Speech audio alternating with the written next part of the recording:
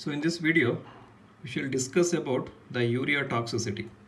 See, urea, it comes under the feed additives group. See, under feed additives, we discuss about the urea toxicity that we are going to do it in this video, and also we are going to discuss about the salt toxicity which comes under the feed additives. So coming to the urea toxicity is also called as non-protein nitrogenous compound toxicity, are also called as ammonium toxicity or carbamide toxicity, one and the same. So where this urea is used very commonly, it is used as a cheapest source of non-protein nitrogen as a substitute for the normal protein source. The farmers very commonly use this urea. So what are the very common sources of urea toxicity? So the first primary source is whenever it is used in diet. I told you as a non-protein nitrogen source or as a protein substitute.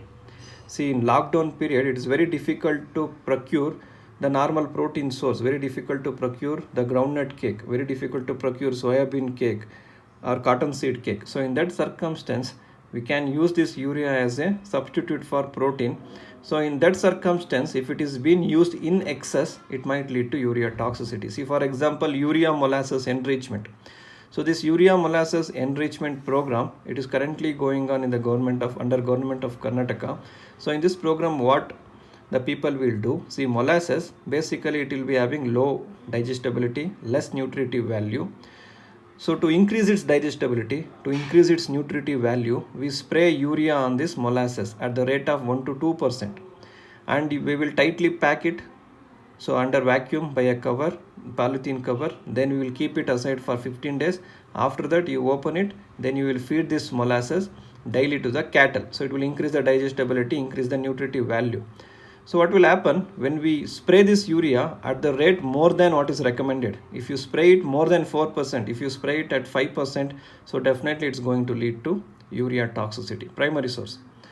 I'm quoting just an example. See, this urea molasses enrichment might not lead to urea toxicity. So like this, in diet, it is leading to urea toxicity if it is used in excess.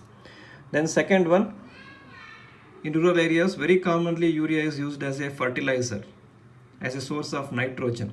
So it will go into the soil indirectly, further into the plant. Indirect ingestion of plant might lead to urea toxicity, or sprayed on the plant. So sprayed plants, accidental intake by the cattle or any animals lead to urea toxicity.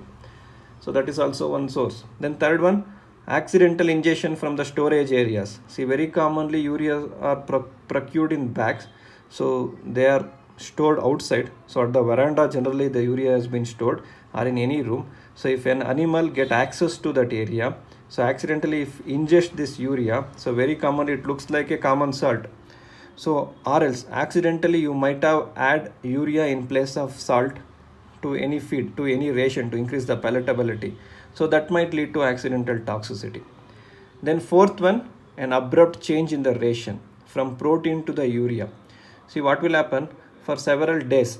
For some days, you will be feeding the protein, say groundnut cake you are feeding. So suddenly, a fine day, you are changing the source from protein suddenly to the urea. So if you change the source from protein suddenly to the urea, that might lead to urea toxicity. Even though if you are feeding a very less amount of urea abruptly, suddenly, that might lead to urea toxicity. So these are four important sources of urea toxicity. Then there are some factors which affects the urea toxicity. See, as far as urea toxicity is concerned, so it's a very important topic, urea toxicity. So for examination purpose, examination point of view, and also for practical reason, for at the field level also, this urea toxicity is a common occurrence. So for that we have to study urea toxicity in detail. So the factors affecting urea toxicity. What are the factors which affects the urea toxicity? See, the first one is susceptibility. So which are the animals susceptible for urea toxicity? So ruminants are more susceptible than the monogastric animal. So what will be the reason? So urea, so common route of entry through the oral route. So when it is taken inside, goes into the rumen. Rumen, you know what is the pH of rumen? It will be slightly towards the alkaline side.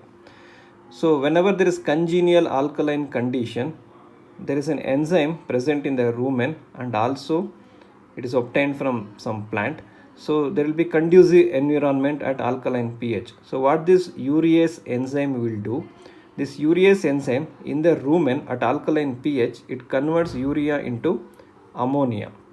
And this ammonia, there will be two fate for ammonia. So one is, some part of ammonia will be utilized by the ruminal microorganism for the synthesis of microbial protein. So microbial protein, so their strength will be increased. That is one fate of ammonia. The another fate of ammonia is, some part of ammonia will be absorbed into the circulation, and you know, under chemistry you have studied, under biochemistry, so ammonia will go into the liver, ammonia gets converted into the urea by urea cycle. You call it as Cori cycle. Ammonia will get converted into urea, then urea will get excreted through the urine. From the kidney it will get excreted.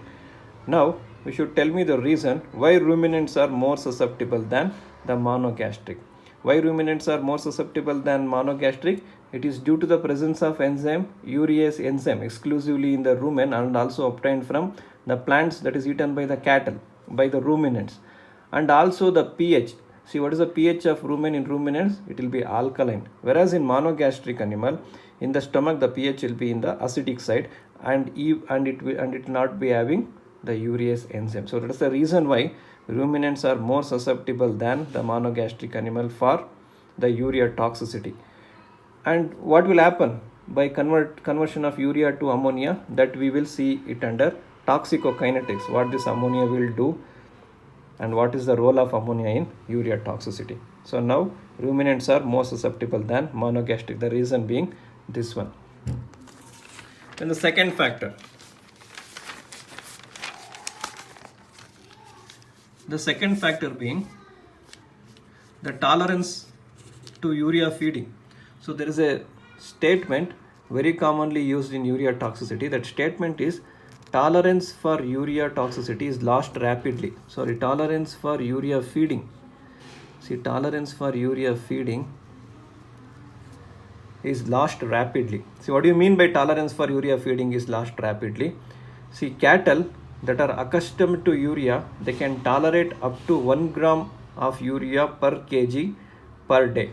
See, for example, for a 300 kg cattle, so by this statistics, it can tolerate up to 300 gram urea per day if made accustomed from several days.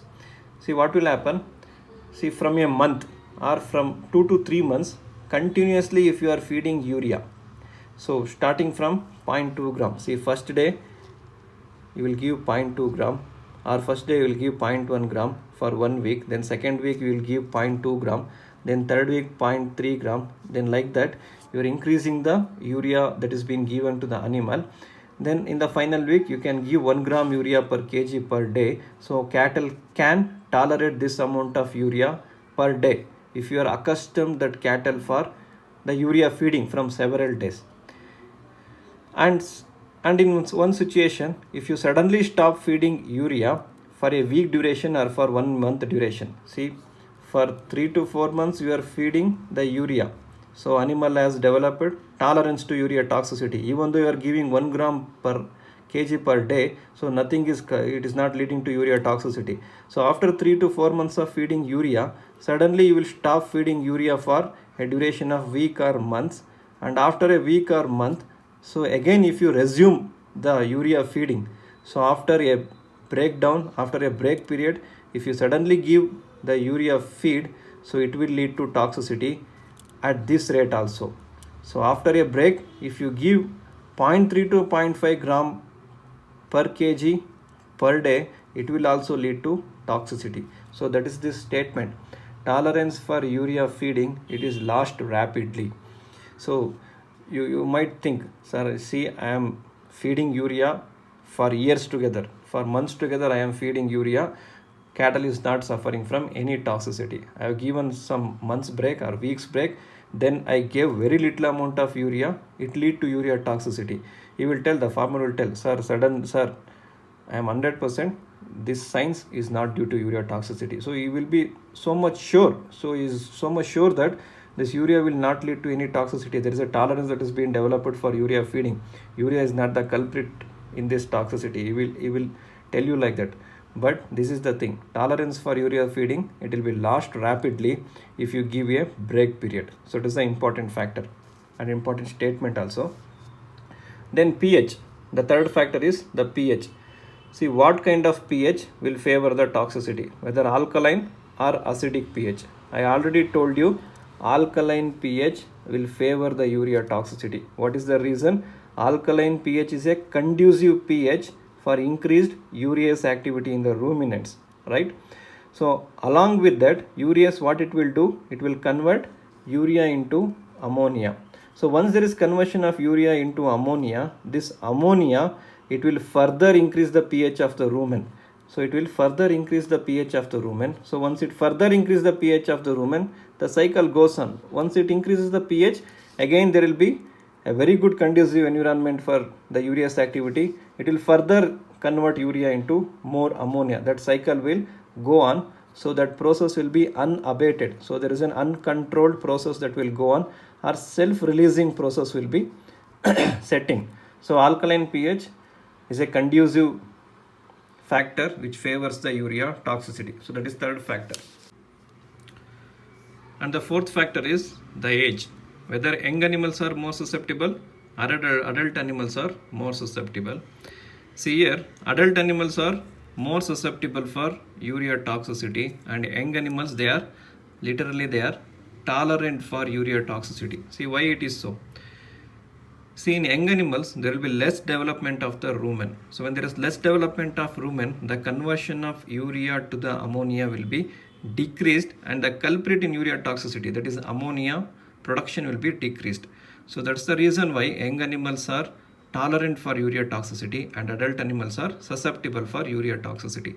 See, that we should bear it in mind. So why? Because more often young animals are susceptible for the toxicity, whereas in urea toxicity, adult animals are more susceptible. Then the type of diet which leads to urea toxicity. See whether the diet that is low in energy or high in energy causes urea toxicity, or a diet that is low in fiber or high in fiber that causes urea toxicity. See, generally the diet that is low in energy and high in fiber, that will lead to the urea toxicity, which favors the urea toxicity. That we should bear it in mind. So the diet which is low in energy or high in fiber, for example paddy straw, ragi straw, which is low in energy, high in fiber content, that will lead to the urea toxicity. What is the reason? So whenever there is low in energy or high in fiber, it will decrease the strength or decrease the energy available for the ruminal microorganisms. So when that is the case, when there is decreased energy for the ruminal microorganism, decreased strength of ruminal microorganism to utilize the ammonia that is produced to produce the microbial protein. So this destination will be decreased. So then what is the fate of ammonia? So ammonia will not be used up by the microbes for microbial protein synthesis. Ammonia will build up in the circulation. It will lead to the toxicity. So that's the reason why the diet that is low in energy, high in fiber, favors the urea toxicity. So likewise, a diet that is having increased soluble carbohydrate, like increased starch content, there will be less amount of urea toxicity. The reason being the same. So increased soluble carbohydrate, it will give high energy to the ruminal microorganism. So when it give high energy to the ruminal microorganism, so what this ruminal microorganism will do? So after becoming strong, so it will convert ammonia into, it will utilize the ammonia for its microbial protein synthesis. So that is the dietary factor. Then the sixth factor and the last factor is the malnutrition. Malnutrition, liver damage, dehydrated animals and starved animal, it will increase the chances of the urea toxicity. See, liver damage, malnutrition and liver damage, I told you once ammonia gets into the circulation, ammonia gets converted into the urea through Cori cycle at the liver. So when there is liver damage, there will be impaired conversion of ammonia into the urea. Ammonia builds up, lead to the urea toxicity. Again, dehydrated animal. Why in dehydrated animal? So dehydrated animal, I told you, in dehydrated animal, So the excretion route, the route of excretion of the urea is through the urine. So when there is dehydration, so little excretion of the urea, so the ammonia will build up, so it will lead to the urea toxicity.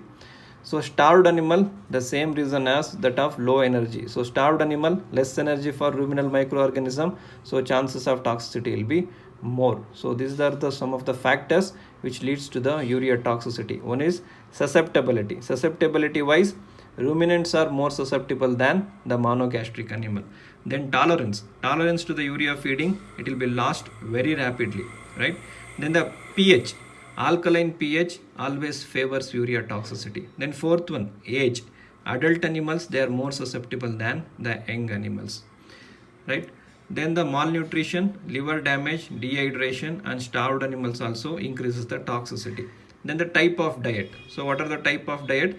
The diet which is low in energy, high in fiber, which favors the urea toxicity. So these are all some several factors which lead to the urea toxicity. So next section is the toxicokinetics. See, toxicokinetics, the part of toxicokinetics we already studied. See, urea through oral route comes to the rumen. So in the rumen, there is a conducive ruminal pH that is nearing to the alkaline value. So at conducive ruminal pH, the optimal urease activity will be there. So urease activity will take upper hand. So what this urease enzyme will do, it will convert urea into ammonia. Along with ammonia, it will also convert urea into some part of ammonium ion also. So NH4 is ammonium ion. So at this ruminal pH, so when it convert urea into ammonia and ammonium ion, you know the fate of ammonia. Ammonia will be utilized by ruminal microorganism for microbial protein synthesis.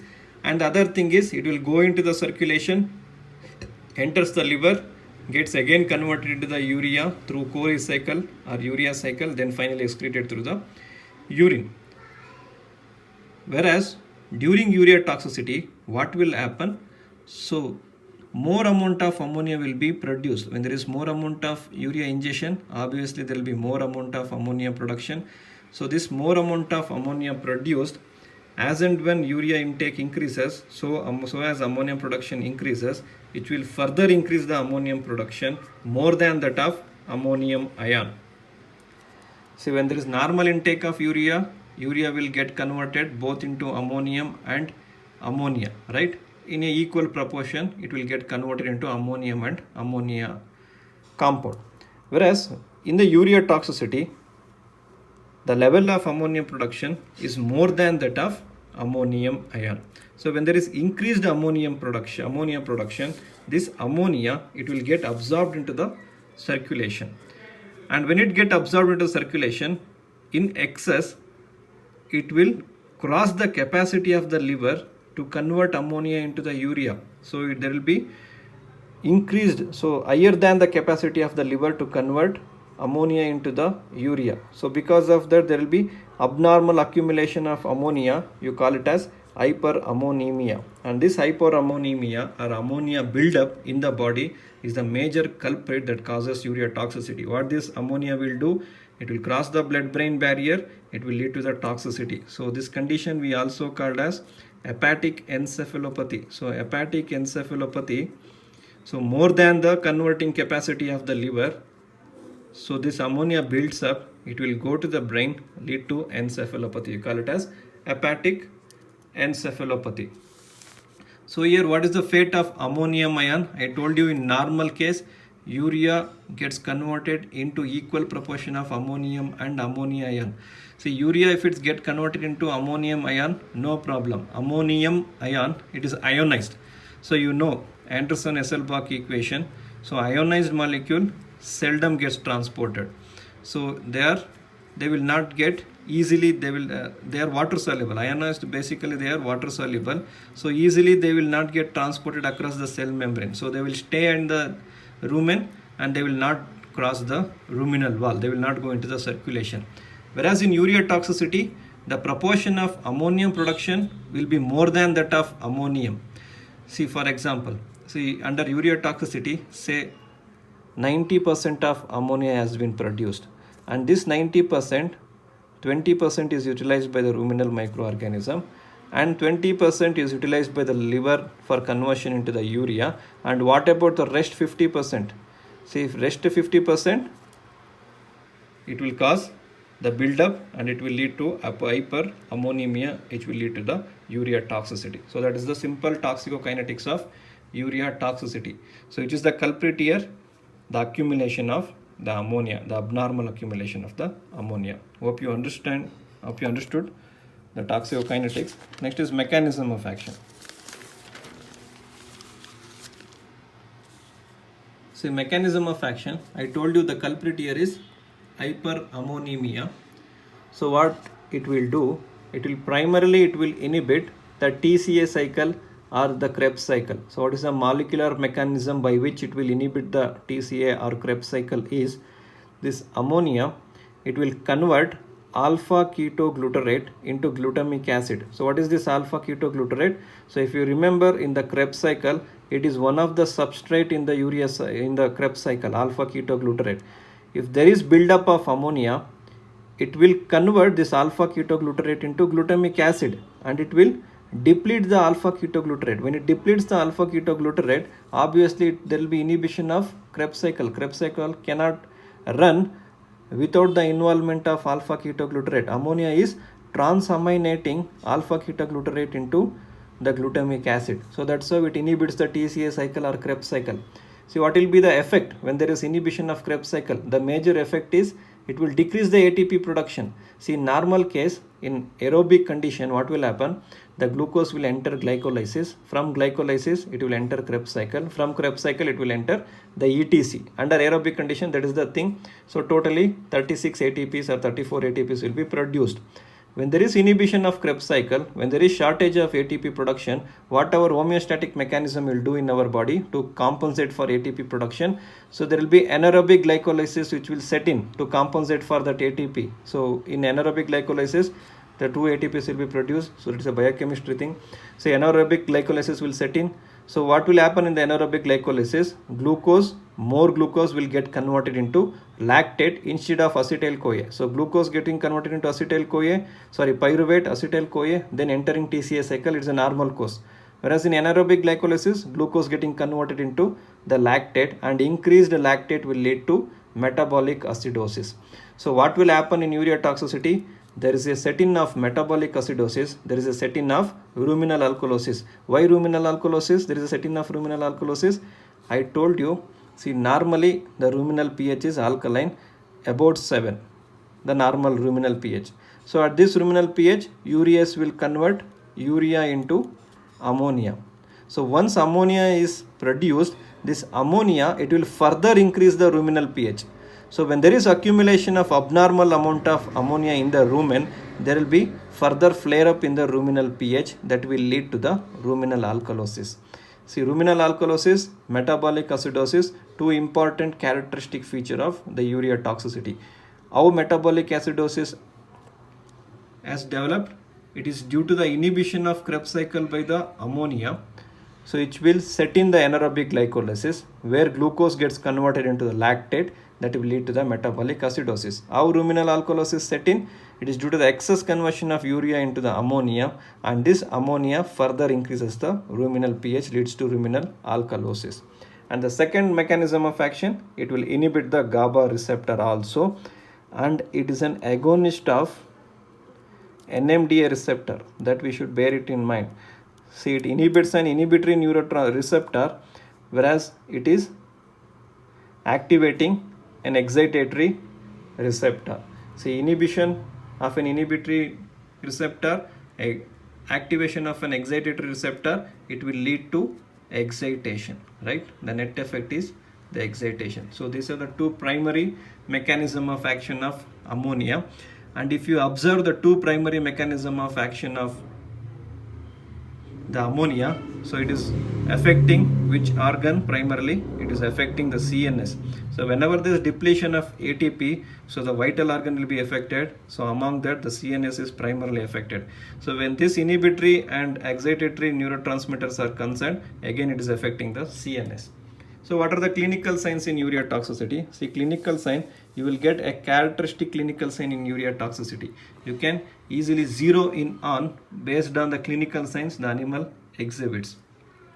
So clinical sign, it will appear once blood ammonia level crosses 2 milligram per 100 ml. So when the abnormal accumulation of ammonia starts developing, then the clinical signs will appear. And also when the ruminal ammonia content exceeds 80 milligram per 100 ml. So that is the thing I told you. See, in normal cases, urea will get converted into both ammonium ion and also into ammonia. So whereas in urea toxicity, the amount of ammonia that is produced, it will exceed the amount of ammonium production.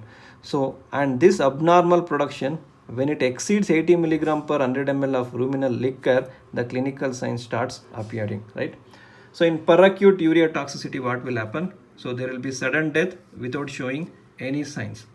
And in acute urea toxicity, the signs will start appearing 30 to 45 minutes after ingestion of the urea. So what are the clinical signs? So the clinical signs are, there will be uneasiness, frothy salivation, important clinical sign to note down, then grinding of teeth, so there will be grinding of teeth, then muscle tremors that will progress from head to tail, so that's a characteristic sign. So the tremor will start from head to tail, a progressive type of movement of the tremors.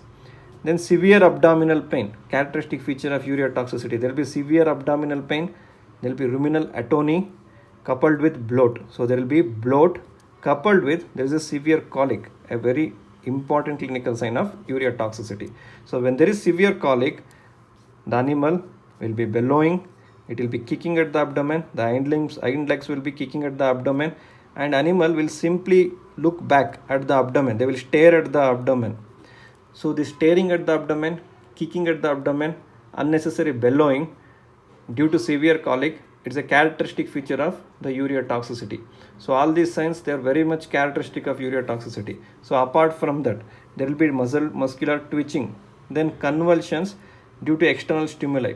So if you make a small sound or if you go near the animal, so that simple external stimuli, it will excite the animal, it will lead to convulsion. So what is the reason of this hyperirritability? It is due to inhibition of GABA receptor, activation of the NMDA receptor. That is the reason behind this hyperirritability. It is also a characteristic sign in case of the urea toxicity.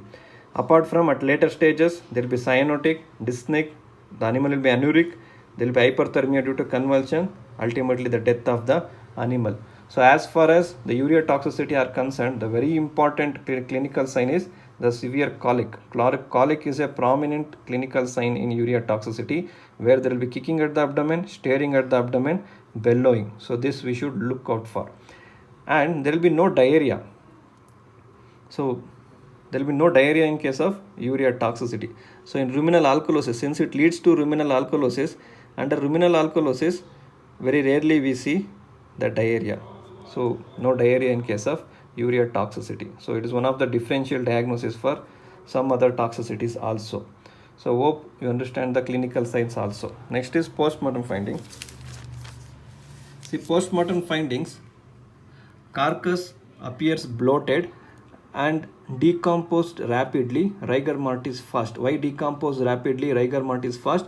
Due to conversion of glucose into lactate, right? So fast utilization of glucose and fast conversion of glucose into lactate, the carcass will be decomposed rapidly, fast rigor mortis.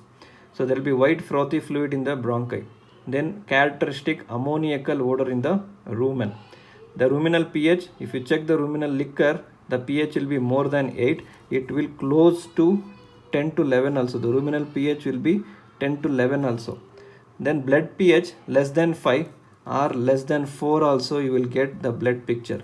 So if the ruminal pH is in the alkaline side, blood pH is in the acidic side, so important diagnostic feature for urea toxicity, that we should bear it in mind. Then diagnosis. So history. So farmer will give you the history. So you might have seen the accidental ingestion, or you will tell, see in the previous day ration I gave the urea like this, or you will tell, so urea I have this amount of urea I have fed. So that will become the history. Then characteristic clinical sign, the kicking at the abdomen, bellowing, then staring at the abdomen, So because of colic, characteristic clinical sign coupled with nervous clinical sign. Then postmortem finding. So if you are having a good nasal apparatus, so you can smell an ammoniacal odor. Then laboratory investigation. Laboratory investigation, if you check the pH of ruminal liquor if it is in the alkaline side, and if you check the pH of the blood if it is in acidic side, coupled with if you estimate the ammonia level if it exceeds 80 milligram per 100 ml in the ruminal liquor, and if you estimate ammonia level in the blood if it exceeds 2 milligram per 100 ml of the blood, then check the blood. So send the blood for laboratory investigation. If there is increase in the lactate level, if there is liver damage markers, if there is increase in the kidney damage marker, and potassium, if there is hyperkalemia. Why hyperkalemia? See, decreased ATP production due to inhibition of Krebs cycle. So obviously inhibition of sodium potassium ATPase. So whenever there is inhibition of sodium potassium ATPase, it will increase the potassium level. Increased potassium level, kidney damaged markers, liver damage marker, increased lactate level, alkaline ruminal pH, acidic blood pH, they are important laboratory findings in case of urea toxicity, that we should bear it in mind. So what are the specimens that we have to collect? Since it is a common occurrence at the field level, suspected feed we have to collect, ruminal content obviously, then blood, liver and kidney are the important specimens that we have to collect in the urea toxicity. Then differential diagnosis, this is an assignment question.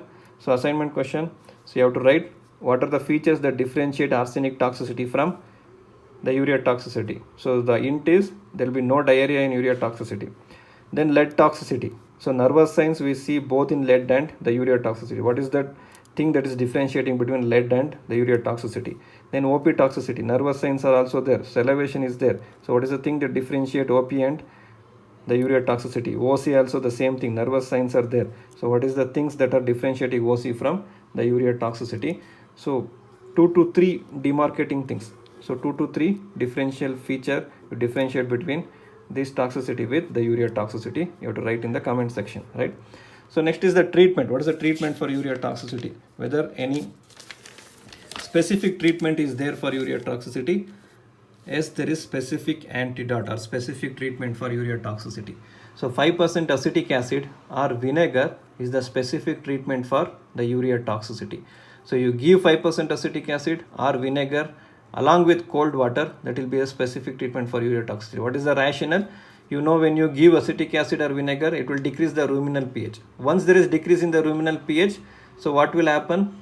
See, ammonia, so whatever the ammonia that is produced in the rumen, so what will happen in the acidic condition? H plus ions will be increased. So when there is H plus ion increased, ammonia obviously will get converted into ammonium ion. You know ammonium ion, it is an ionized thing. So ionized things, they are water soluble, they will not cross the wall, they will not go into the circulation, no buildup of ammonia.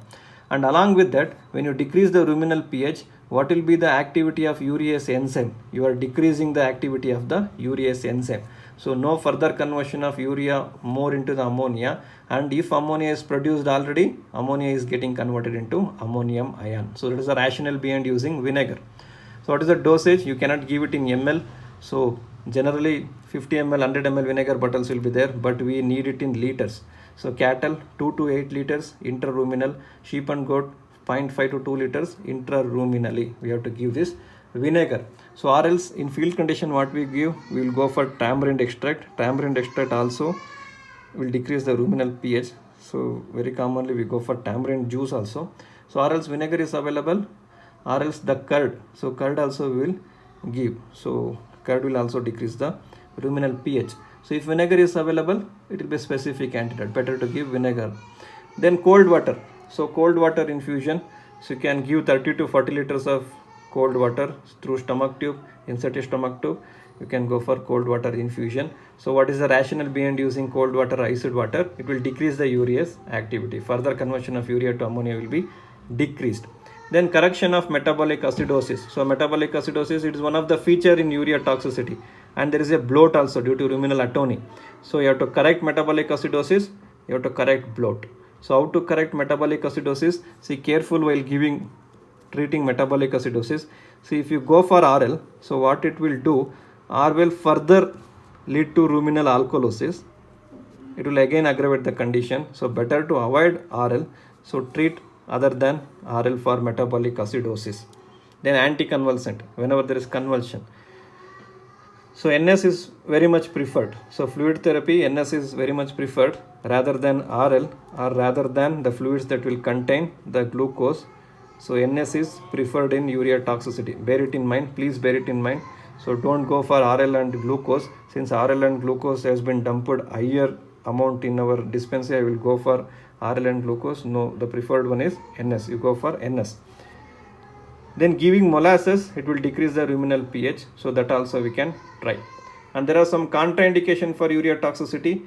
We cannot go for glucose IV fluid. Why we cannot go for DNS? Why we cannot go for 5-dextrose, 10-dextrose, 25% dextrose, 50% dextrose? What is the reason we should not go for the glucose fluid therapy, any fluid containing glucose or dextrose? Because in urea toxicity, already glucose is getting converted into lactate. If you further supplement the glucose, that glucose will get converted into lactate. Again, there will be flare up of metabolic acidosis. Then the second contraindication, why we should not give calcium infusion. See, there is a tendency. See, already cattle is deprivated. It is already in recommend condition. So the normal tendency of veterinarian is to go for calcium infusion. So what will happen if you go for calcium infusion?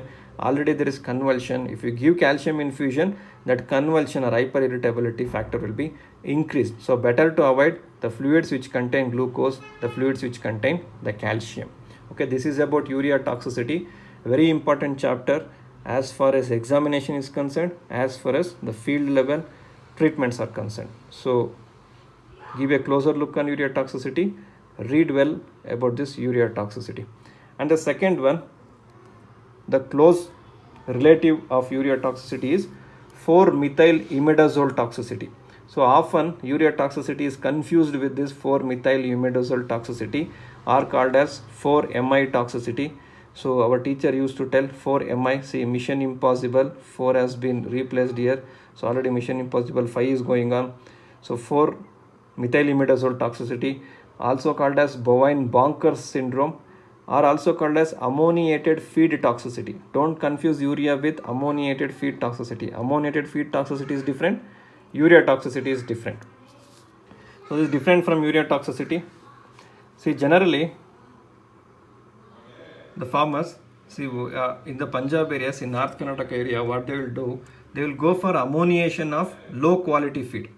See, generally low quality feed straws are they are ammoniated. They are treated with the anhydrous ammonia to increase the digestibility value and to increase the nutrient value of the feed straws are A. That is a common practice they do. So to ammoniate the low quality forages. So when they ammoniate low quality forages, no doubt the digestibility value will be increased, nutritive value will be increased. So fine, you will feed to the animal. So nothing will happen. So nothing will harm the animal, because this low quality forage, it will be having a decreased amount of reducing sugar. So this is no problem. So animal will be benefited if you feed or if you follow this practice.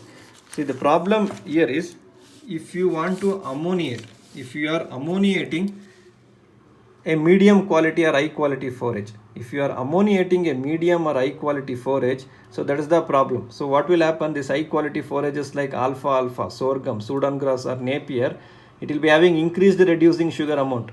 So when there is increased reducing sugar amount, this anhydrous ammonia, it will act with the reducing sugar to produce the toxic byproduct. We call it as 4-methyl-imidazole or 4-Mission Impossible. So this 4-methyl-imidazole, it is the culprit that produces the toxicity. So what is the reason? So ammoniation of a medium quality forage or an high quality forage, which will lead to the toxicity.